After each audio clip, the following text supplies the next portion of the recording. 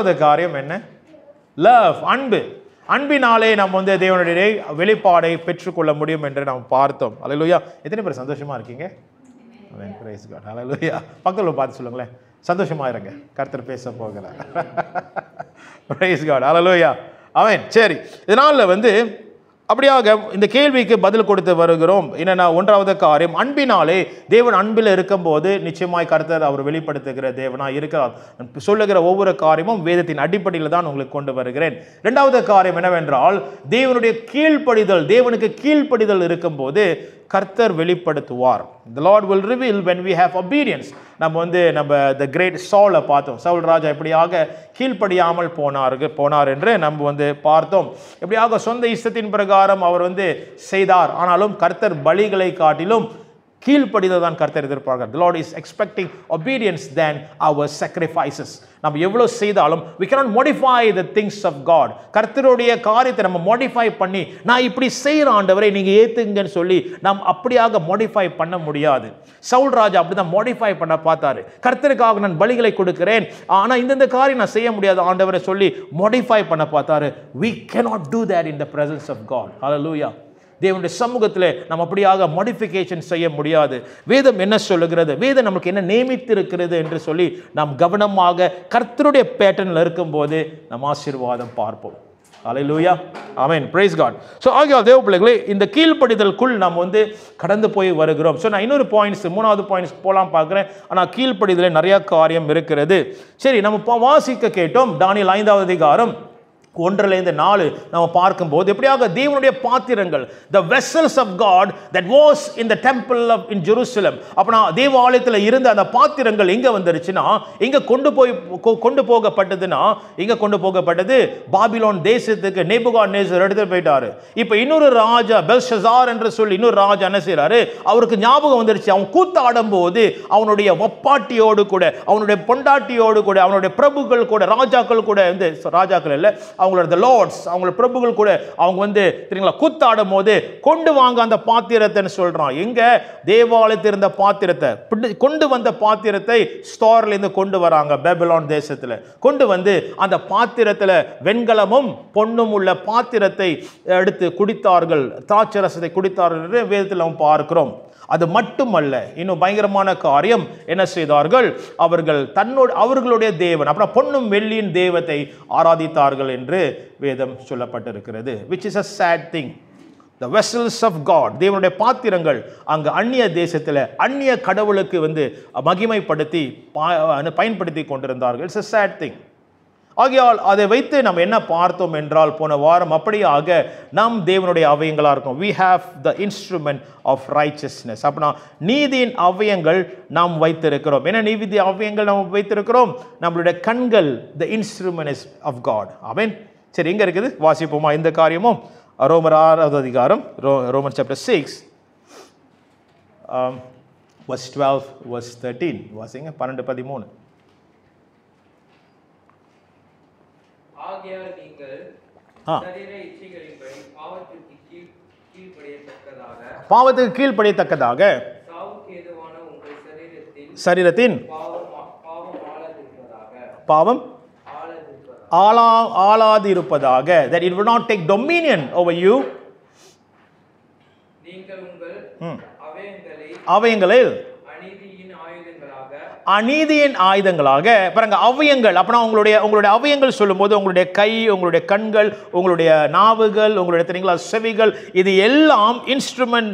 இந்த அவயங்கள் என்ன செய்ய வேண்டுமாம்? பாவத்துக்கு ஒப்பு கொடாமல் உங்களை மரித்தோரிலிருந்து எப்படி தேவனுக்கு ஒப்பு கொடுத்து அவயங்களில் நீதிக்குரிய எப்படி ஆயுதங்களா?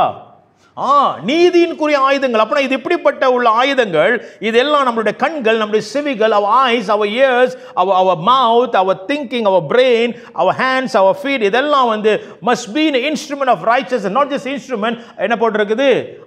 என்னது? திரும்ப ஆயுதங்களாக. It should be a weapon. Hallelujah. அப்படின்னா இது வந்து நீதியின் ஆயுதங்கள். அப்படின்னா நீதியை கொண்டு வருகிற ஒரு ஆயுதங்கள். It should be a weapon of righteousness. நீதியை கொண்டு வருகிற ஒரு ஆயுதம். இந்த கண்கள் பார்க்கும்போது நீதியின் காரியத்தை பார்க்கும், இந்த சிந்தனை சிந்திக்கும் போது நீதியின் சிந்தனை சிந்திக்கும் என்று இந்த அவயங்கள் எல்லாம் வந்து கர்த்தருக்குள் நடத்துகிற ஒரு அவயங்களாக இருக்கும்படிக்கு it should attack the enemy. சத்துருவை வந்து மேற்கொள்கிற ஒரு அவயங்களாக இருக்கும்படிக்கு இங்க அழகாக எழுதப்பட்டிருக்குது. வாசிச்சு முடிச்சிருங்க. முடிஞ்சா அவ்வளவுதானா? தேவனுக்கு ஒப்பு கொடுங்கள். ஆமென். ஒப்பு கொடுங்கள், தேவனுக்கு ஒப்பு கொடுங்கள் என்று வேதம் சொல்லுகிறது. அப்ப இங்க நம்ம பார்க்கும்போது தானியேல் 1ஆம் அதிகாரம் 4வது வசனம் வரை நம்ம பார்க்கும்போது இந்த அவயங்கள் எங்க இருந்துச்சுன்னா அங்க சத்துருவானவன், the enemy is using that instrument. ஆமென். புரியுதுங்களா எல்லாத்துக்கும்? the enemy, சத்துருவானவன் இந்த தேவாலயம் பரிசுத்தமுள்ள பாத்திரத்தை பயன்படுத்தி கொண்டு இருக்கிறான். அப்பனா பரிசுத்தமா ஸ்தோத்திரம் ஸ்தோத்திரம் ஸ்தோத்திரம் சொல்ற நாவை அத்திரம் மாத்திரம் என்று பயன்படுத்தி கொண்டிருக்கிறான். புரியுதுங்களா என்ன சொல்றேன்னு? அப்ப இந்த அவயங்கள் தவறாக பயன்படுத்தப்படுகிறது, சத்துருவானவன் பயன்படுத்துகிறான்.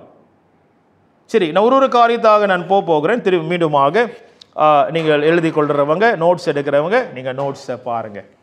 ஆமென். Praise God. சிந்தனை, நம்மளுடைய சிந்தனை ஒரு அவயமாக இருக்கிறது. our mind is one instrument. ஆமென்.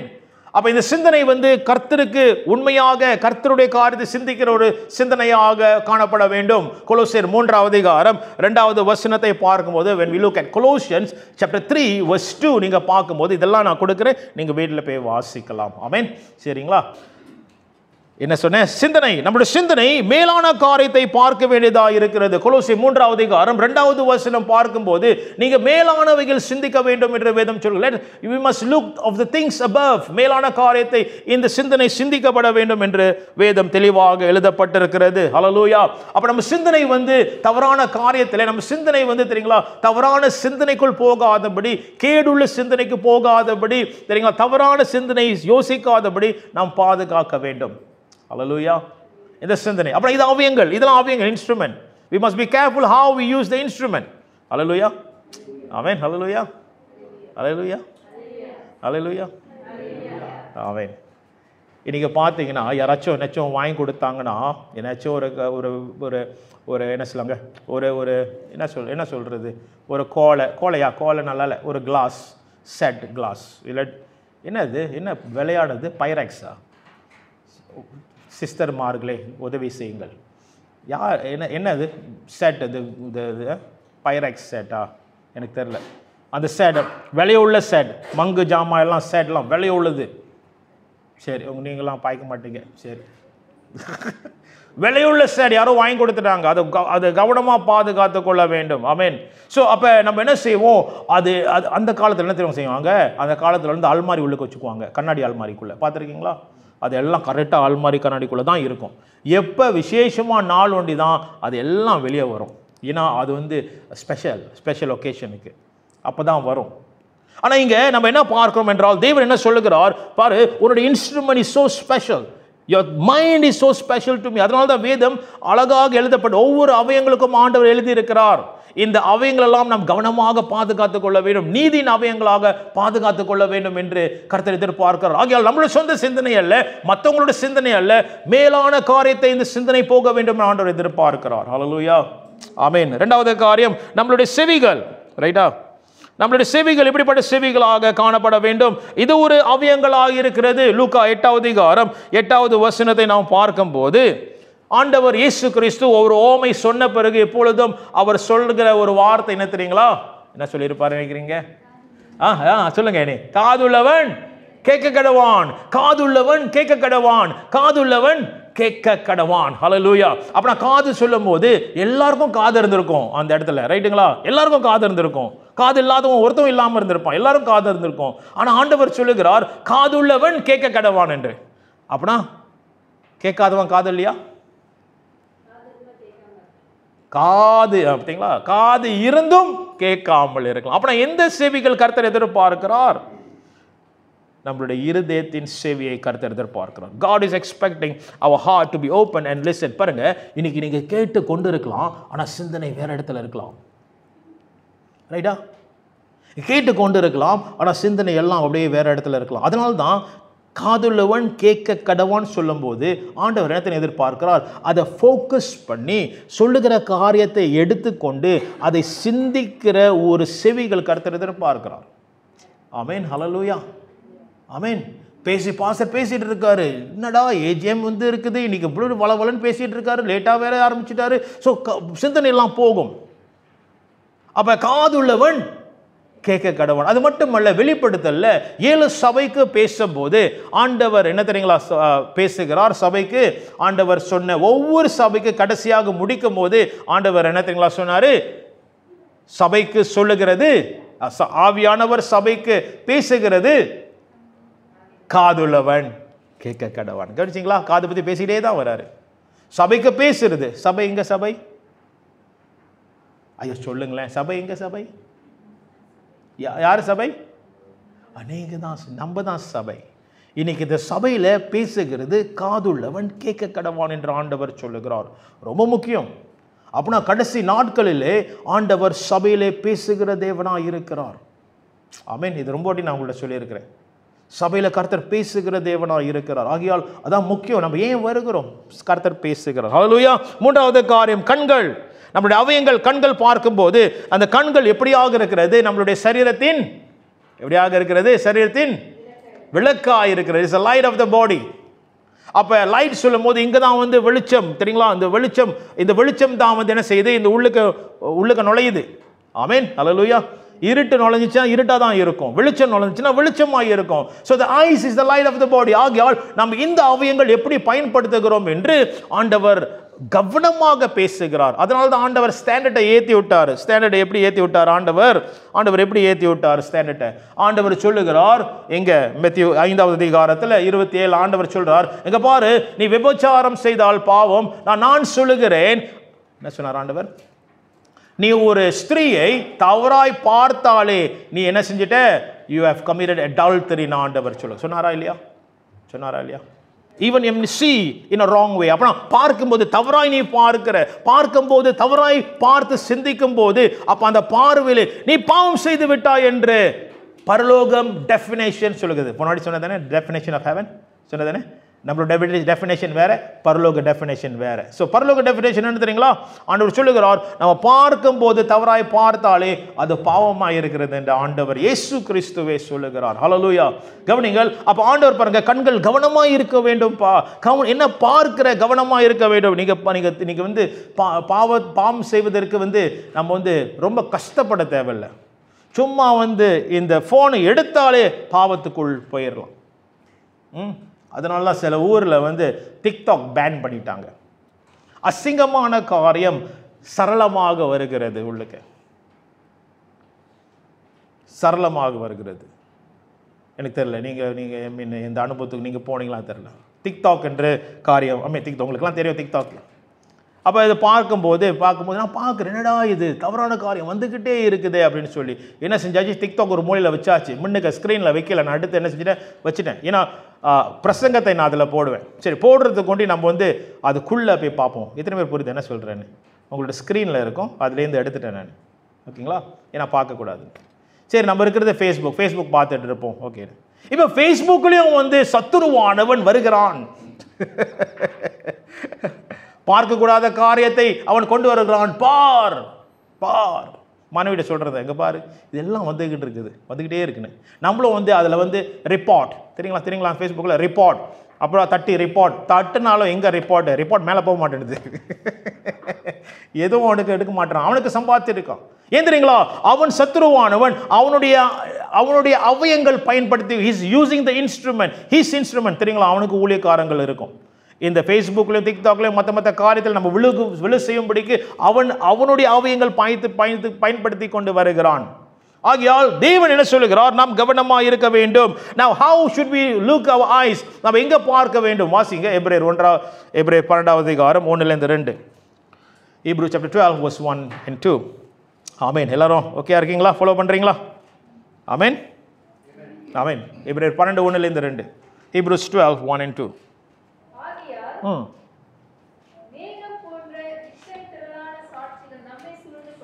சூழ்ந்து கொண்டிருக்க பாவத்தையும் தள்ளிவிட்டு விசுவாசத்தை துவக்கிற பிறகு நம்ம எல்லாம் நம்ம விசுவாசத்தை கர்த்தர் தொடங்கி விட்டு இருக்கிறார். ஓகே, முடிக்கிறவருமான இயேசுவை நோக்கி hallelujah, let's run our race looking up upon Jesus, the author and finisher of our faith. நாம் விசுவாசத்தை தொடக்கிறவர் முடிக்கிறவருமான ஆண்டவர் இயேசு கிறிஸ்துவை பார்த்து ஓட வேண்டும் என்று வேதம் சொல்லுகிறது. ஹல்லேலூயா. அப்ப நம்ம கண்கள் எங்க இருக்க வேண்டும்? தேவன் மேலே இருந்த ஒவ்வொரு நிமிடமும் ஒவ்வொரு நாளும் கர்த்தர் மேலே இருக்கிற ஒரு கண்களாக காணப்பட வேண்டும். அதுக்குன்னு இயேசுவின் படத்தை எடுத்து பார்த்துட்டே போகிறோமா? இல்லை. இயேசு படமே அந்த படமும் இல்லை. சரிங்களா? அவரோட படமே இல்லை. ஏன்னா அப்போ என்ன ஆண்டவர் சொல்லுகிறார் என்றால், அப்போ அவரை நோக்கி பார்க்க வேண்டும்னா மேலான காரியங்கள். கர்த்தாவே நீங்கள் என்ன சொன்னீங்க ஆண்டவரே? என் கண்கள் என்ன பார்த்தது? என் கண்கள் என்ன தியானித்தது? நீங்கள் என்ன சொன்னீங்கப்பான்னு சொல்லி நம்மளோட நோக்கம் எல்லாம் கண்கள் எல்லாம் அவரை நோக்கி பார்க்க வேண்டும் தேவ பிள்ளைகளே. ஹல்லேலூயா. நம்மளுடைய சூழ்நிலை அல்ல. அடுத்த காரியம் நம்மளுடைய கரங்கள். நம் கரங்கள் தேவனை தொடுகிற கரங்களாக இருக்க வேண்டும். அநீதியை தவறான காரியத்தை தொடுகிற கரமாக இருக்காதபடி கர்த்தர் இப்படியாக பெரும்பாலுள்ள ஸ்திரீ ஆண்டவர் இயேசு கிறிஸ்துவை நான் தொட வேண்டும் என்று தொடுகிற கரமாக இருக்கும்போது தேவ பிள்ளைகளே உங்கள் வாழ்க்கையில் தேவனுடைய வல்லமை கடந்து வரும். Hallelujah. So our hands should not be the hands that go after things that is not of God. கர்த்தருடைய இல்லாத கர்த்தருக்கு விரோதமான காரியத்தை போகாதபடி இந்த கரம் துதிக்கிற கரமாக, இந்த கரம் தேவனை தொடுகிற கரமாக காணப்பட வேண்டும். இந்த கரம் இந்த வேதத்தை புரட்டுகிற கரமாக காணப்பட வேண்டும். Hallelujah. நீங்கள் புரட்ட உங்கள் கரம் இது புரட்டும் போது, உங்கள் கண்கள் இதை பார்க்கும் போது, உங்கள் சிந்தனைக்குள்ளே இது கொண்டு போகும்போது நான் சொல்றேன் நம்ம வாழ்க்கை வித்தியாசமாக மாறும். Hallelujah. ஆசீர்வாதமாய் மாறும். நம்மளுடைய கால்கள், our feet should move according to the word of God. இந்த கால்கள் தவறான காரியத்துக்கு போகக்கூடாது. சங்கீதம் 119 105 சங்கீதம் 119 105 நீங்க பார்க்கும்போது அவரோட வார்த்தை எப்படியா இருக்குது? கால்களுக்கு தீபமும் பாதைக்கு வெளிச்சமுமாய் இருக்கிறது என்று வேதம் சொல்லுகிறது. ஆகையால் நம்மளுடைய கால்கள் எங்க போக வேண்டும்? கர்த்தருடைய வார்த்தை பிரகாரம் இந்த கால்கள் போக வேண்டும். தவறான இடத்துக்கு இந்த கால்கள் போகக்கூடாது. தவறான கூட்டத்துக்குள் இந்த கால் நுழையக்கூடாது. தவறான பேசுகிற தேவையில்லாத பேசுகிற இடத்துக்கு போகக்கூடாது. ஹல்லேலூயா. வீணா செலவு பண்ற இடத்துக்கு இந்த கால்கள் போகக்கூடாது. ஆமென்.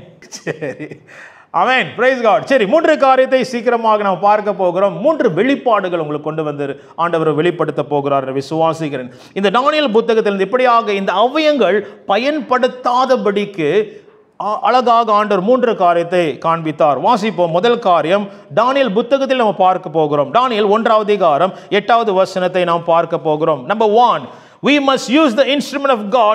The instrument of God will not eat the delicacies of the enemy. Number 1, point number 1, the instrument of God will not eat the delicacies of the enemy. ஒன்றாவது காரியம், சத்துருவானுடைய பந்தியை இந்த பாத்திரம் பங்கெடுக்காது. சொல்றது ரைட்டா தமிழ்ல? ஆமென். தேங்க்ஸ் அஞ்சலி. சத்துருவானின் ஆயத்தப்படுத்துகிற பந்தியை இந்த பாத்திரங்கள் எடுத்துக்கொள்ளாது, சாப்பிடாது. ஓகே, புரியுங்களா? Point number 1. சரி, வாசிப்போம். தானியேல் 1வது அதிகாரம் 8வது வசனம். என்ன நடந்துச்சு? உங்களுக்கு தெரிஞ்ச ஒரு கதை. தானியேல் 1:8 வாசிக்கிறீங்களா? உங்களுக்கு தெரிஞ்ச ஒரு கதை. தானியேல் ராஜாவின் போஜனத்தினாலும் அவர் பானப்படும் திராட்சை ரசத்தினாலும் தன்னை தீர்த்து படுத்தால் ஆகாது என்று இருதயத்தில் தீர்மானம் பண்ணிக்கொண்டு தன்னை தீட்டுப்படுத்தாதபடி பிரதானிகளின் தலைவரிடத்தில் வேண்டிக் கொண்டான். கவனிங்கள். அப்ப ராஜா பாபிலோன் தேசத்துல தானியேல், ஷாட்ராக், மேஷாக், அபேத்நேகோ இந்த நண்பர்கள் இருக்கும்போது அந்த இடத்துல இவங்க பேர் வேற பார்க்க போனோம். தானியேலுக்கு ஒரு பேர் கொடுக்கப்பட்டது, பெல்தெஷார்னு கொடுக்கப்பட்டது. அப்புறம் அனனியா, அசாரியான்னு சொல்லி அவங்களோட உண்மையான பேர் அதான். அவங்க உண்மையான பேர் ஷாட்ராக், மேஷாக், அபேத்நேகோ. அது பேர் இல்லை, அதெல்லாம் அந்நிய கடவுளுடைய பேர். ஷாட்ராக், மேஷாக், அபேத்நேகோ அந்நிய கடவுளுடைய பேர். ஸோ அப்போ இவங்க 4 பேரும் என்ன சொன்னாங்க? தேவனுடைய சமூகத்தில் இருக்கிறவர்கள், தேவனுடைய பிள்ளைகள் எங்கே இருக்கிறாங்கன்னா பாபிலோன் தேசத்தில் இருக்கும்போது பாபிலோன் ராஜா என்ன செய்கிறான்? அவனுடைய சாப்பாடை கொண்டு வரான். சில சாப்பாடு தீட்டுப்பட்ட சாப்பாடு, தேவனுடைய பிள்ளைகள் சாப்பிடக்கூடாது. ஆமென். இப்போ நம்ம புதிய உடன்படிக்கை இருக்கிறனால நம்ம என்ன வேணாலும் சாப்பிடலாம். அல்லேலூயா, அல்லேலூயா சொல்லுங்க. நீங்கள் என்ன வேணாலும் சாப்பிடலாம், என்ன வேணாலும் பிரட்டி சாப்பிடலாம் நீங்கள். Hallelujah, amen. Praise God. எதுவும் தீட்டுப்படுத்தாது. ஆமென். ஹல்லேலூயா. நம்ம சமயத்தில் மிஷன்ஸ்க்கு போகும்போது என்னமெல்லாம் சாப்பிடுவோம். நாங்கள் ரூபர்ட் ஏஞ்சல்லாம் வந்திருந்தாங்க, என்னமெல்லாம் சாப்பிட்டோம். தாவறது பறக்கிறது நாங்கள் எல்லாம் சாப்பிட்டோம் நாங்கள். ஆமென், பிரைஸ் காட். அப்போ இந்த பழைய அந்த உடன்படிக்கையில் இருக்கும்போது அப்போ ஆண்டவர் சில காரியத்தை சாப்பிடக்கூடாதுன்னு சொன்னபோது தானியேலும் நண்பர்களும் நாங்கள் தீட்டுப்படுத்தக்கூடாது, நாங்கள் சாப்பிட மாட்டோம் என்று ஒரு தீர்மானம் எடுத்தால், they took a decision that we will not be defiled, நாங்கள் தீட்டுப்படுத்தக்கூடாது என்று அவர்கள் தீர்மானம் எடுத்தார்கள். ஹல்லேலூயா. தேவ பிள்ளைகளே, இந்த நாளிலே பாருங்க, சில காரியங்கள் நம்மள அவயங்கள் சத்ருவானவன் பயன்படுத்தும்படிக்கு அவன் என்ன செய்வான், சில சாப்பாடுகள் நம்மளுக்கு ஆஃபர் பண்ணுவான். ஆமென். சில சாப்பாடு சொல்லும்போது நான் வந்து உலகத்தில் நசைக்கண்டா பற்றி நான் பேச கிடையாது. என்ன சொல்கிறேன்னா, அப்படின்னா சத்துருவானவன் நமக்கு வந்து தெரியுங்களா சில காரியத்தை கொடுப்பான். இங்கே பாருப்பா இது நல்லா இருக்கு, இங்கே பாருப்பா இது வந்து என்டர்டெயினாக இருக்குது, இது பாருமா இதெல்லாம் வந்து இந்த காரியம் வந்து அது சுகமாக இருக்கும் சொல்லி இந்த பாத்திரங்கள் வந்து தெரியுங்களா தவறான காரியத்தை போகும்படிக்கு அவன் என்ன செய்வான், அவனுடைய பந்தியை ஆயத்தப்படுத்துவான். He prepare his food for us. Hallelujah. His food. Now phone. Can I have the phone? நான் நவர முடியாது, அதுதான் பிரச்சனை. இதில் நான் ஃபோன் பேசிட்டே இருக்கேன்னு சொல்லிட்டு ஃபோனை வந்து அடுத்து தூக்கி எறிஞ்சிடாதீங்க. நீங்கள் தூக்கி எறிய மாட்டீங்க, எனக்கு தெரியும். என்னன்னா இந்த ஃபோனில் வந்து நிறைய சாப்பாடு அவன் ஆயத்தப்படுத்தி வச்சுருப்பான். விளங்குது என்ன சொல்கிறேன், ஆயத்தம் பண்ணி வச்சுருப்பான். அப்போ இந்த ஃபோன் நம்ம திறக்கும் போது நம்மளுக்கு வந்து முன்னுக்கே வந்து மெனுவிலே வந்து நிறையா இருக்குது, இதெல்லாம் பேங்காக இருக்குது, சரி மெனு நிறையா இருக்குது. அப்போ இந்த காரியம் நம்ம தட்டுனாலே சாப்பாடு ரெடியாக இருக்குது. இங்கே டிக்டாக், அங்கே தக்தாக், அங்கே வந்து தெரியுங்களா ஃபேஸ்புக், அப்புறம் இங்கே வந்து தெரியுங்களா எல்லாம் நம்ம வந்து அப்படின்னு இல்லை சஸ்திங்க பார்த்தீங்களா, எல்லாம் சிரிக்கிறாங்க, அப்படி சாப்பாடு இல்லை. சரி, அப்போ எல்லாம் இருக்குது. அப்போ நம்ம என்ன செய்யும், தட்டி பார்க்க வேண்டியதான். மகிழ்வோம் தினமாக நம்ம மகிழ்ந்து கொண்டே நம்ம அந்த கால நேரத்தை ஓட்டும், நேரம் போறதே தெரியாது. ஆமீன். அப்ப சாப்பாடு ஆயத்தம் பண்ணி வச்சிருக்கிறான், இங்க யூடியூப்ல சாப்பாடு ஆயத்தம் பண்ணி வச்சிருக்கிறான், ஃபேஸ்புக்ல சாப்பாடு ஆயத்தம் பண்ணி வச்சிருக்கிறான். அப்ப இந்த சாப்பாடு எடுக்க என்ன செய்யும் தெரியுங்களா, நம்ம நேரம் எல்லாம் எதுக்கு போவோம், நம்முடைய காரியம் எல்லாம் எதுக்கு போவோம், நம்ம சிந்தனை எல்லாம் எதை உருவாக்கும்னா இந்த சாப்பாடு தான் உருவாக்கும். ரைட்டா இல்லையா? நம்ம என்ன சாப்பிட்றோம், அந்த சாப்பாடு தான் நம்மளை உருவாக்கும். உண்மை தானே? வெஜிடேரியனாக இருந்தால் அதுமாரி தான் நம்ம இருப்போம். ஆமீன். நம்ம வந்து கொழுப்பு எடுத்துருந்தா கொழுப்பாக தான் ஆகும். என்ன சாப்பிட்றோமோ அப்படி தான் நம்ம உருவாகும். ரைட்டா? அப்போ அதே போல் இந்த என்ன செய்யணும், சாப்பாடு கொடுக்குறோம். தேவ பிள்ளைகளை, இந்த நாளில் நான் விசுவாசிக்கிறேன், ஆண்டவர் இந்த முதல் பகுதியில் என்ன ஆண்டவர் நம்மளுக்கு சொல்லுகிறார் என்றால், நம்மளுடைய அவயங்கள் தீட்டுப்படுத்தாதபடி நம் சாப்பாட்டை கவனமாக இருக்க வேண்டும். அப்போ நம்ம என்ன உட்கொள்கிறோம், என்ன எடுத்துக்கொள்கிறோம், அவன் ஆயத்தம் பண்ணுகிற பந்தியை நாம் சாப்பிடுகிறோமா? அப்படின்னா என்ன சொல்றேன்னா, அவன் ஆயத்தம் பண்ண காரியங்கள் சில நேரத்தில் நம்ம சொன்னது போல சில நபர்கள் நம்ம வாழ்க்கையில் வந்து அவங்க தேவையில்லாத காரியங்கள்லாம் கொட்டுவாங்க. அப்போ நம்ம என்ன செய்யறோம், அவங்க கொட்டுறதை நம்ம என்ன செய்யறோம் சொல்லுங்களேன், சாப்பிட்றோம். கொடு நம்ம சாப்பிட்றோம்.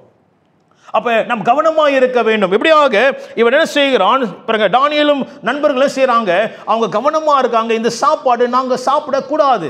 We must not eat because we are the instrument of righteousness. நாங்கள் நீதியின் அவயங்கள் வைத்திருக்கிறோம், இது தீட்டுப்படுத்த கூடாது என்று கவனமாக இருக்கிறார்கள். தேவ பிள்ளைகளே, அதே போல நாம் கவனமாக இருக்க வேண்டும். நாம் சாப்பிடுகிற சாப்பாடு, நான் எப்போதும் சொல்கிறேன் சாப்பாடு உங்களுக்கு புரியுது என்ன சொல்கிறேன்னு.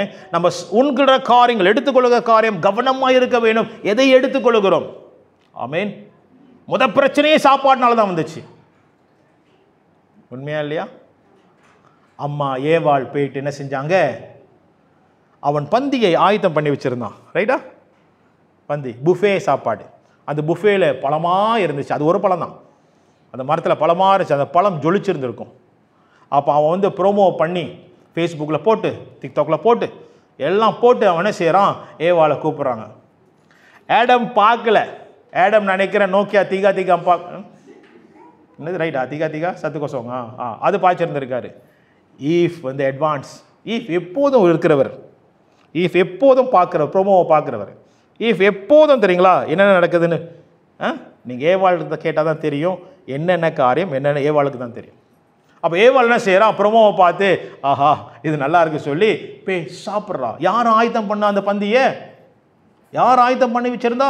பிசாசான ஆயத்தம் பண்ணி வச்சிருந்தான். So enemy also is preparing food for us. சத்துருவான் நம்மளுக்குன்னு பந்தி ஆயத்தம் பண்ணி வைத்து இருக்கிறான், சாப்பிடு, இது நல்லா இருக்கும்னு சொல்லி. கவனிங்கள் தேவ பிள்ளைகளே, சத்துருவான்கிட்ட இருந்து நம்மளுக்கு வந்து சாப்பாடு வரும். The enemy will prepare food for us directly. அதே வேளையில இன்னொரு மூலியமா சாப்பாடு வரும். இப்ப ப்ரோமோல வந்து விழுந்து போனவங்க, சாப்பிட்டவங்க யாருக்கு ப்ரோமோ பண்றாங்க? இப்ப யாருக்கு? அத்தான் வாங்க உங்களுக்கு சாப்பாடு, உங்களுக்கு நான் கொடுக்குறேன்னு சொல்லிட்டு யாரு? ஏவாள் என்ன செஞ்சுறாங்க? அத்தாண்ட கொடுக்குறாங்க. அத்தா என்ன செய்யறாரு? அவர் சாப்பிட்றாரு. தேவ பிள்ளைகளே, இரண்டாவது காரியம், நீங்க இருக்கிற உறவிலே, அப்ப உறவு சொல்லும் போது உறவு சொல்லும் போது வருகிற உங்க நண்பர்கள், தேவையில்லாதவர்கள், இவர்கள் மூலியமாக தேவையில்லாத சாப்பாடு வரும். wrong food will come from this relationship. ஆமென். எங்கே இருந்து வந்துச்சு? ஏவாள்கிட்டே இருந்து வந்துச்சு. இவன் நம்ம உறவுல கூட நம்ம கவனமாக இருக்க வேண்டும். தேவையில்லாத காரியங்கள் சாப்பாடு வரும்போது அதை வெட்ட வேண்டும். ஹல்லேலூயா. அந்த சாப்பாடு இந்த வீட்டில் இருக்கக்கூடாது. இது தேவையில்லாத சாப்பாடு. ஹல்லேலூயா. அதனால தான் சபைக்கு வந்தவர்களுக்கு நான் இப்போது சொல்ற ஒரு காரியம், ஆமென். புதுசா நீங்க வந்தீங்கன்னா இப்போது நான் சொல்லுவேன் என்னன்னா, இந்த சபை யாரை குறித்து நம்ம பேச போறது இல்லை. ஹல்லேலூயா. யாரை பத்தி பேசுறது நம்ம இடம் கொடுக்க போறது இல்லை. we are not going to give way for gossip. மத்தவங்க குறித்து பேசுறதுக்கு நம்ம இடம் கொடுக்க போறது இல்லை. கொடுத்தா நம்ம அப்படியே கட் பண்ண போறோம். no, we are not going to talk. பிரச்சனை இருந்தால் நம்ம பேச போறோம். yes, we are going to talk. ஹல்லேலூயா. ஹல்லேலூயா. அப்ப அந்த சாப்பாடு தேவையில்லாத சாப்பாடு, தேவையில்லாத விதை வராதபடிக்கு நம்ம என்ன செய்ய போறோம்? அங்க ஒரு வெட்டுண்டு காரியத்தை செய்ய போகிறோம். ரெண்டு காரியம் நடக்கும். பிசாசிலிருந்து உங்களுக்கு வரும் சாப்பாடு, அதே வேளையில உறவின் மத்தியிலே வரும் சாப்பாடு. கவனமாக இருக்க வேண்டும். ஹல்லேலூயா. ஆகையால் முதல் காரியம் என்ன சொன்னேன்? நம்ம வந்து தானியேல் நண்பர்கள் எப்படி கவனமா இருந்தது போல இந்த அவ்வியங்கள் நான் வந்து தீட்டுப்படுத்தக்கூடாது, நான் சரியான சாப்பாடு சாப்பிட வேண்டும் என்று அவர் கவனமா இருந்தது போல நம் அவ்வியங்கள் பரிசுத்தமா இருக்கும்படி நம்மளுடைய சாப்பாடை கவனிக்க வேண்டும். இந்த சாப்பாடு என்ன சாப்பிட்றோம் கவனிக்க வேண்டும். ஹல்லேலூயா. இந்த நண்பர்களுக்கு என்ன சாப்பாடு கொடுக்குறாங்க நாம் கவனமாக இருக்க வேண்டும். இந்த இடத்துக்கு போகிறோம் சொல்லி நாம் கவனமாக இருக்க வேண்டும். இதெல்லாம் சாப்பாடு நம்ம ஆவியிலே நுழையுது, நம்மளுடைய ஆத்மாக்குள் நுழையுது. நேற்று பைபிள் ஸ்டடியில் உங்களுக்கு சொன்னேன், மைண்ட், இமோஷன் அண்ட் வில். ஆத்மா சொல்லும்போது, சோல் சொல்லும்போது மைண்ட், இமோஷன், வில். அப்போ இந்த மூன்று காரியத்தில் சத்துருவானவன் சாப்பாடு கொடுப்பான், சிந்தனையில் சாப்பாடு கொடுப்பான். இங்கே பாரு பாஸ்டர் எல்லாத்தையும் பார்க்குறான், ஒன்றையும் பார்க்க மாட்டுறாங்க, பத்தியா? சாப்பாடு கொடுக்குறான். அந்த சாப்பாடு என்ன செய்யும்? சிந்தனைக்குள்ள பூரும். இமோஷன் கலக்கப்படும். அப்புறம் சித்தம் வழி பண்ணிடுவோம் இவரை. இமோஷன், வில், சித்தம்.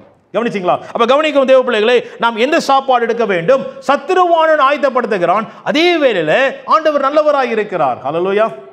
வாசிங்க சங்கீதம் 23:5.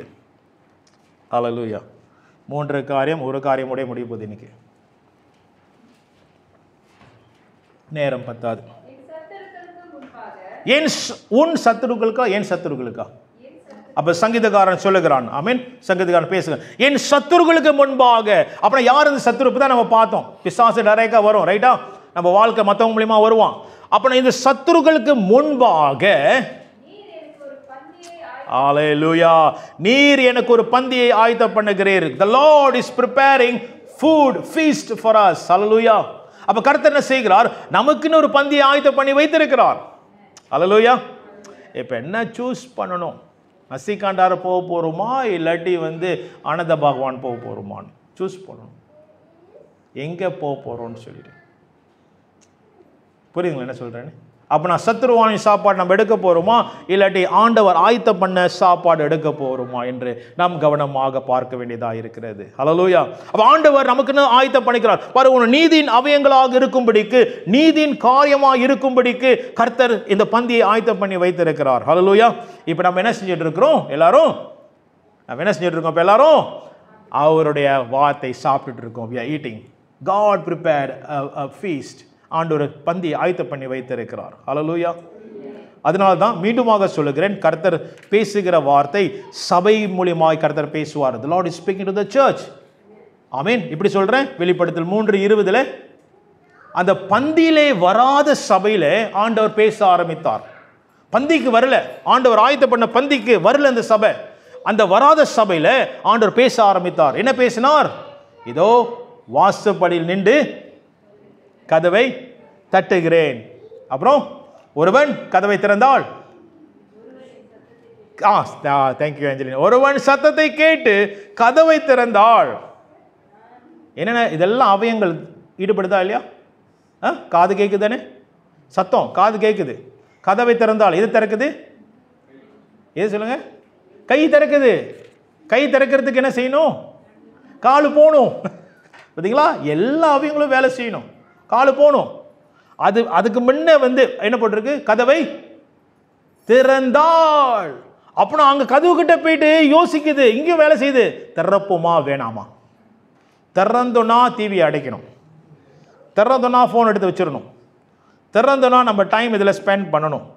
திறப்போமா? அப்போ சிந்தனை வேலை செய்யுது, எல்லா அவயங்களும் வேலை செய்யுது. திறந்தால் ஆண்டவர் என்ன செய்யறேன்னு சொல்றார். வாசிங்க அந்த சபைக்குள்ள, வாசிங்க 3:20. வாசி. தட்டுகிறேன், சத்தத்தை கேட்டு கதவை திறந்தால். கவனிங்க, அவனிடத்தில் பிரவேசித்து I will live with him. ஆமென். என்னது? சாப்பாடு. அவனோடு கூட நான் சாப்பிடுவேன், அவனும் என்னோடு கூட போஜனம் பண்ணுவான். அப்ப என்ன நடக்குது? அங்க ஆண்டவர் சாப்பாடு ஆயத்தம் பண்ணி வைத்திருக்கிறார், கொடுக்கிறார். அப்புறம் என்ன தெரியுங்களா? அங்க வீட்டில் ஒரு சாப்பாடு இல்லை, ஆண்டவர் புங்கோஸ் பண்ணி தாப்பா பண்ணி கொண்டு வருகிறார் உள்ளுக்கு. கதவை திறந்தால் அவன் புங்கோஸை திறப்பாரு. அல்லேலூயா. கதவை திறக்கலாம், புங்கோஸ் வெளியே போயிடும், அப்படியே மிஸ் பண்ணிடும். புங்கோஸ்னா உங்களுக்கு சிரிப்பு வர மாட்டேன்னுது. KFC பக்கெட் உங்களுக்கு சிரிப்பு வந்துடும், உங்களுக்கு சந்தோஷமாயிடும். பக்கெட். அப்போ ஆண்டவர் ஆயத்தம் பண்ணி வைத்திருக்கார் வெளியே. நாம் திறந்தால் அவரே சிறார் உன் கூட நான் போஜனம் பண்ணுவேன். I will prepare the food for you. Now this is the food for your church. This is the food for your family. பாருங்க, எங்க பேசுறார் ஆண்டவர்? சபைக்கு பேசுகிறார். அதான் சொல்றேன், சபைக்கு பேசுகிறது ஆவியானவர் சொல்லுகிறது, காதுள்ளவன் கேட்க கடவான். ஹல்லேலூயா. அப்ப நம்ம சபைக்கு வரும்போது, இப்ப நீங்க எல்லாம் உட்கார்ந்திருக்கீங்க, கர்த்தருக்கு ஸ்தோத்திரம். ஆனா இது நீங்க உட்கார்ந்து இருக்கிற வேளையிலே கர்த்தர் என்ன பேசுகிறார் என்று நீங்கள் கவனமாய் கேட்கும் போது அது உங்களுக்கு ஆசீர்வாதமாய் மாறும். ஏன் தெரியுங்களா? ஆவியானவருக்கு சபைக்கு பேசுகிற தேவனாய் இருக்கிறார். The Spirit of the Lord is speaking to His church. Hallelujah. The Spirit of the Lord is speaking to His church. What is the church? Church என்றால் என்ன? சபை என்ன? இன்னொரு காரியம், சபை என்ன தெரியுங்களா? ஆண்டவர் இயேசு கிறிஸ்துடைய மணவாட்டி. It's the bride of the Lord Jesus Christ. Hallelujah. Amen. ஒரு மணவாட்டிக்கு மணவாளன் இப்பொழுதும் பேசுகிறவராய் இருக்கிறார். ஹல்லேலூயா. ஆமென். சரி, இரண்டாவது காரியத்துக்கு போவோம். ஆகையால் ஒன்றாவது காரியம் என்ன? The instrument of God will not eat the delicacies of the enemy. அப்பனா இந்த நீதியின் அவயங்கள் சத்துருவானுடைய பந்தியை உட்கொள்ளாது. will not eat. ஆமென். இரண்டாவது காரியம் இது சொல்லி நான் முடிக்கிறேன். மூணாவது காரியம் போக முடியாது, நம்மளுக்கு டைம் பத்தாது. இரண்டாவது காரியம், the instrument of God will not bow down to the enemy no matter what the consequences is. Okay, என்ன consequences? என்னது தமிழ்ல? என்ன விளைவுகள்? என்ன விளைவுகள் வந்தாலும் இந்த நீதியின் அவயங்கள் சத்துருவானவனுக்கு வணங்காது. It will not bow down. ஆமென். வணங்காது. இங்க என்ன சம்பவம்? எல்லாம் டேனியல் புத்தகத்தில் இருக்கு. 3வது அதிகாரம் 5-6. சீக்கிரம் வாசிக்கிறீங்களா? 3:5-6. Chapter 3. எக்காலம் நாகஸ்வரம், கிண்ணரம் வீணை. ஆமென். நீங்கள் கேட்கும் போது என்ன ஒரு டிக்ரி கொண்டு வந்துட்டாங்க, ஒரு கட்டளை கொண்டு வந்துட்டாங்க. இங்க பாபிலோன் தேசத்துல என்ன கட்டளை தெரியுங்களா? இந்த வீணை, அப்புறம் என்ன அந்த இன்ஸ்ட்ருமெண்ட்லாம் நிறைய இன்ஸ்ட்ருமெண்ட் இருக்கும். தம்புரம், அப்புறம் வாசிங்க, நாகஸ்வரம், எக்காலம், அவ்வளவுதானா? ஓகே, இதெல்லாம் நீங்க கேட்கும் போது, அல்லேலூயா, இதெல்லாம் நீங்க கேட்கும் போது என்ன நடக்கும்னா, நீங்க என்ன செய்யணும்னா, அங்க ஒரு சொர்பத்தை உருவாக்குனாரு ராஜா. என்ன சொர்பம்னா 90 feet, 90 அடி. யோசிச்சு பாருங்க, எவ்வளவு உயரமான 90 அடி, 90 feet தெரியுங்களா? ஒரு சொர்பத்தை உருவாக்கி கோல்ட்ல செஞ்சு உருவாக்கி என்ன கட்டளையிட்டார்னா ராஜா சொன்னாரு, இந்த சவுண்ட், இந்த மியூசிக்லாம் நீங்க கேட்கும் போது நீங்க என்ன செய்யணும்? அதை வணங்கணும்னு சொன்னாரு.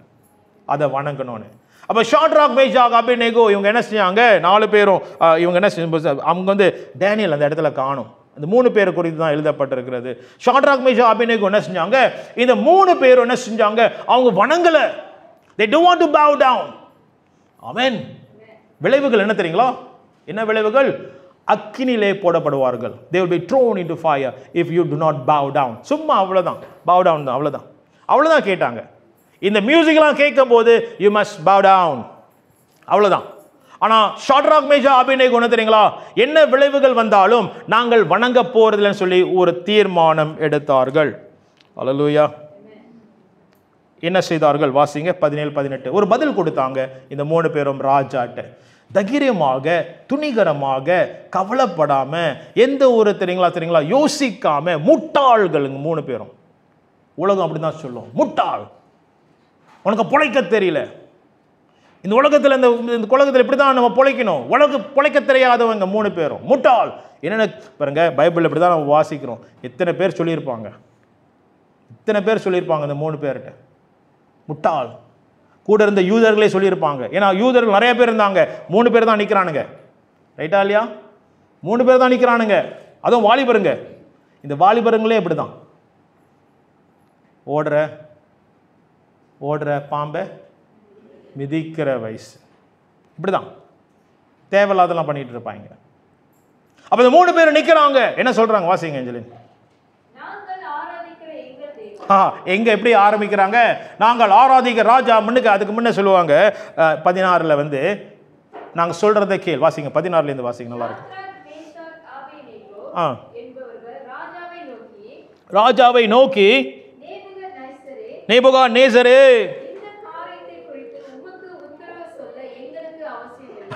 பாருங்க ராஜா, நாங்க எக்ஸ்பிளைன் பண்ண தேவையில்லை உங்களுக்கு இது குறித்து. இது இது பொத்து கப்பலா கிராஸ், இது மண்டகரம் பிடிச்ச உள்ள தெரியுங்களா 3 வாலிபர்கள், சரியா மண்டகரம் பிடிச்சவங்க. வாசிங்க ஏஞ்சலி. நாங்கள் ஆராதிக்கிற எங்க கொண்டு போனாங்க தெரியுங்களா? அவங்களுடைய ஸ்ட்ரெயிட் ஃபார்வர்டா நாங்கள் ஆராதிக்கிற எங்கள் தேவன், அவங்களோட கான்டாக்ட்ஸ், அவங்களோட ரெஃபரன்ஸ், புக்கு டேக்ஸ் எல்லாம் தெரியுங்களா? பரலோகம். அப்புறம் நாங்கள் ஆராதிக்கிற எங்கள் தேவன். நான் வந்து எங்க அப்பா சொன்னாரு, எங்க அம்மா சொன்னாங்க, எங்க மாமா சொன்னாரு, தெரியுங்க ரெஃபரன்ஸ் எல்லாம் அங்க கிடையாது. நாங்கள் ஆராதிக்கிற எங்கள் தேவன், the God that we serve. வாசிங்க என்ன சொன்னாங்க? ஹல்லேலூயா. எங்களை தப்பு வைக்க வல்லவராய் இருக்கிறார்.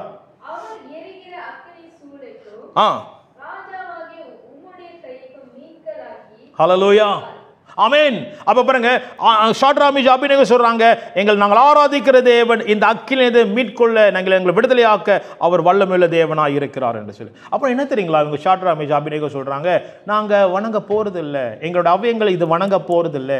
ஏன் தெரியுமா? இந்த அவ்வியங்கள் வந்து தேவனுக்கு விரோதமாக செய்யவே செய்யாது. It will not bow down. Hallelujah. It will not bow down. Sorry to say, it will not bow down. Amen. அப்ப என்ன திரும்பியும் அவங்க வேற இன்னொரு காரியம் சொல்லுவார்கள். வாசிங்க. விடுவிக்காமல் போனாலும் ஆமென் உன் தேவர்களுக்கு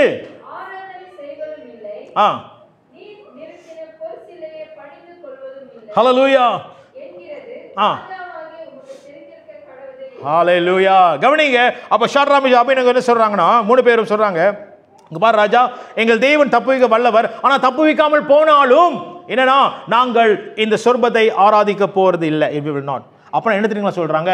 நாங்க செத்தாலும் பிரச்சனை இல்லை, நீ அக்கினில போட்டாலும் பிரச்சனை இல்லை, எங்க தேவன் தப்புவிக்காமல் போனாலும் பிரச்சனை இல்லை, ஆனாலும் நாங்கள் அவர் சொன்னதை கீழ்ப்படிய போகிறோம்.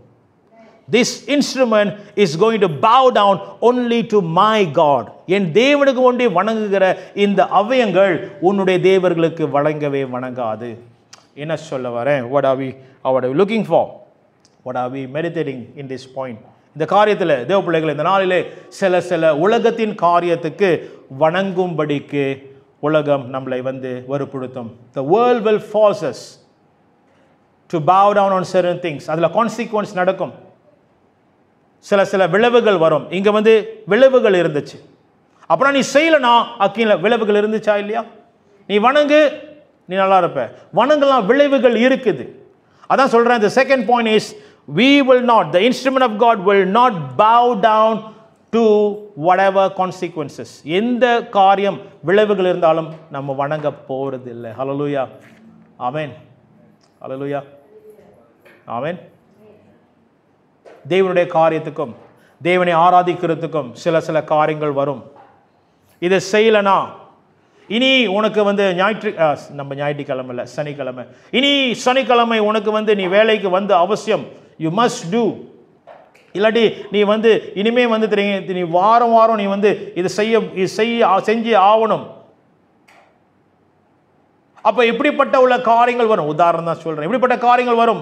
தேவனை தேடாதபடி, தேவனுடைய காரியத்தில் ஈடுபடாதபடி, தேவனுக்கு முக்கியத்துவம் கொடுக்காதபடி சில காரியத்தை அதன் விளைவுகள் வருமே, இதை நான் செஞ்சா விளைவுகள் வருமே, இதை செஞ்சா தெரியுங்களா என்ன பாதிக்கப்படுமே சொல்லி தெரியுங்களா சில காரியங்கள் வரும். அப்ப இந்த காரியம் வரும்போது நம்மளுடைய வைராக்கியம் எதன் மேல் இருக்கிறது என்று அழகாக இங்கே தெளிவாக எழுதப்பட்டிருக்கிறது. Where is our faith? Hallelujah. எங்கூட ஃபாலோ பண்றீங்களா எல்லாரும் என்ன சொல்ல வரேன்னு? அப்ப என்ன தெரியுங்களா, விளைவுகள் வந்தாலும் நான் வணங்க போறதில்லை, எனக்கு நஷ்டமானாலும் நான் வணங்க போறதில்லை, எனக்கு வந்து தெரியுங்களா எனக்கு வந்து தோல்வி ஆனாலும் நான் வணங்க போறதில்லை. யாரு தோல்வி இருந்தா உண்மையா வேலை செஞ்சுட்டு இருந்தான் யோசேப் உண்மையா வேலை செஞ்சுட்டு இருந்தார். என்ன வந்தாங்க சிஸ்டர், யாரு? பொட்டிபார் ஐயா சொல்லுங்களேன். பொட்டிபார் மனைவி வந்தாங்க. பொட்டிபார் மனைவி வந்து வா என் கூட வா ஹஸ்பண்ட் இல்லை என் கூட வான்னு கேட்டுட்டு இருக்காங்க. கேட்கும் போது யோசேப் உண்மையா இருந்தார். கர்த்தருக்கு உண்மையா இருக்குனால என்ன நடந்துச்சு?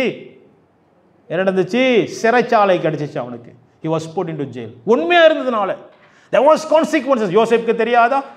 நான் வந்து இணைஞ்சு போலனா இதெல்லாம் நடக்கும் யோசேப்புக்கு தெரியாதா? ஏன்னா அன்னாடிக்கும் நடந்துச்சான். கான்சிஸ்டன்ட்லி இட் வாஸ் ஹேப்பனிங். ஒரு நாள் இல்லை, அம்மா வந்து தொடர்ந்தே இருந்தாங்க ஜோசப். அப்ப ஜோசப் நோஸ், ஜோசப்க்கு தெரியும் நான் வந்து இணைஞ்சு போலனா, நான் வந்து கம்ப்ரமைஸ் பண்ணி போலனா எனக்கு விளைவுகளுக்கு தெரிஞ்சுதான் ஜோசப் வந்து ஓடுறாரு. தவறான குற்றச்சாட்டு யோசேப் மேல. யோசேப் எங்க இருக்காரு? சிறைச்சாலையில் இருக்காரு. Now this is the point. Let me tell you, கொஞ்சம் கஷ்டமா இருக்கும் நான் சொல்ற காரியத்தை, ஆனா நீங்க வீட்டில் போய் யோசிச்சு பாருங்க. சில நேரத்தில் நம்ம சொல்லலாம் விளைவுகள் எப்படி நான் என்ன பண்றதுன்னு சொல்லலாம். ஆனாலும் இங்கே தான் நாம் எது மேலே நம்பிக்கை வைத்திருக்கிறோம் என்று கர்த்தர் காண்பிக்கிறார். Where is our faith? Is our faith in what we are doing? Is our faith on God? Hallelujah. நம்மளுடைய விசுவாசம் கர்த்தர் மேல, நம்ம விசுவாசம் வந்து நம்மளுடைய கரத்தின் மேலே. அதனால தான் ஷாட்ராக் மேஷாக் ஆபேத்நேகோ அழகா சொல்றாங்க, பாரு ராஜா, கர்த்தர் தப்புவிக்க வல்லமையுள்ள தேவனார், தப்புவிக்காமல் போனாலும் நாங்கள் வணங்க போறதில்லை. we going to stand firm to our God Almighty. Hallelujah. அவன் நின்றாங்க, இவங்க நின்றாங்க. அந்த அக்கினியிலே கர்த்தர் கூடவே இருந்தார். the Lord was in the fire. you will go through fire. கான்சிக்வன்ஸ்ல நீங்களும் நானும் போவோம். கர்த்தர் எடுக்க முடிவு எடுக்கும் போது போவோம். யோசேப் அப்படியாக சிறைச்சாலை இருக்காரு. எவ்வளவு வேதனை! யோசேப் கதை படிக்கும் போதெல்லாம் கண்ணு கலங்கும். எவ்வளவு வேதனை தெரியுங்களா? உண்மையா இருந்த ஆண்டவரே உங்களுக்காக நான் காம்ப்ரமைஸ் பண்ணிட்டு போயிருக்கலாம் ஆண்டவரே, நான் உண்மையா இருந்த ஆண்டவரே. ஆனா வேதம் சொல்லுகிறது ஆண்டவர் யோசேப்போட கூட இருந்தார் என்று வேதம் சொன்னது. நீங்க வாசிச்சு பாருங்களேன், எந்த இடத்துல போட்டிருக்கோம் the Lord was with Joseph. அங்க போட கிடையாது Joseph was with the Lord போட கிடையாது. பட் வேதம் அழகாக இருக்கும் the Lord was with Joseph. We will go through consequences, but the Lord will be with us. கர்த்தர் நம்மோடு கூட அந்த அக்கினியிலே அவர் கூடவே இருப்பார். அந்த அக்கினி நம்மளை பற்றி கொள்ளாதபடி அவருடைய பரிசுத்த அக்கினியை கொண்டு வருவார். ஹல்லேலூயா. காப்பாற்றுவார், நடத்துவார். அது நமக்கு ஆசீர்வாதமாய் இருக்கும். நம் கரத்திலே வந்து என்னுடைய செயல் ஆசீர்வாதமாய் இருக்கிறத காட்டிலும் கர்த்தருடைய கரம் என்னை ஆசீர்வதிக்கும் என்று விசுவாசிக்கிற கரம், விசுவாசிக்கிற சிந்தனை கர்த்தர் மேன்மேலாக உயர்த்தி நடத்துவார். ஹல்லேலூயா. The faith was not upon miracle but on God. The faithfulness was not on what they were doing but the faithfulness on their God. கர்த்தருக்கு உண்மையாய் இருந்தார்கள். யாரு? Shadrach Meshach Abednego. ஆகையால் தேவ பிள்ளைகள், இரண்டாவது காரியம் என்ன விளைவுகள் வந்தாலும் நான் கர்த்தர் மேல் விசுவாசம் வைத்து என்ன விளைவுகள் வந்தாலும் இந்த அவயங்கள் அவரை மட்டும் வணங்க போகிறது. we are not going to say yes we agree, இந்த காலகட்டம் எப்படியா இருக்குது, என்ன பண்றது, சூழ்நிலை எப்படியா சொல்லி நான் வணங்க போறதில்லை. நான் கர்த்தருக்காக நிற்க போகிறேன். ஹல்லேலூயா. கர்த்தர் எப்படிப்பட்ட சந்ததியை உருவாக்குறார் என்று நான் விசுவாசிக்கிறேன். இந்த காலகட்டத்தில் வைராக்கியமான ஒரு சந்ததி. அதனால தான் கடைசியில் என்ன போட்டிருக்கேன்னா, the Daniel's movement must take place in this church. உங்களுக்கு விடுவிக்கிற காரியம் தெரியுங்களா? தானியேலின் அசைவு இந்த காலகட்டத்தில் நம்மளுடைய சபையில் முதலாவதாக நடக்க வேண்டும். தானியேல் சந்ததி இந்த சபையில் உருவாக வேண்டும். சம்டைம்ஸ் இட்ஸ் ஹார்ட், நம்ம கேட்கறது கஷ்டமாக இருக்கும். நான் உங்கள்கிட்ட நான் சொன்னேன், நான் தானியேல் புத்தகத்தை மேபி நான் கவர் பண்ணுவேன்னு சொல்லி. இப்போ ஆட்டோமேட்டிக்காக தானியேல் புத்தகம் நம்ம இருக்கிறோம்.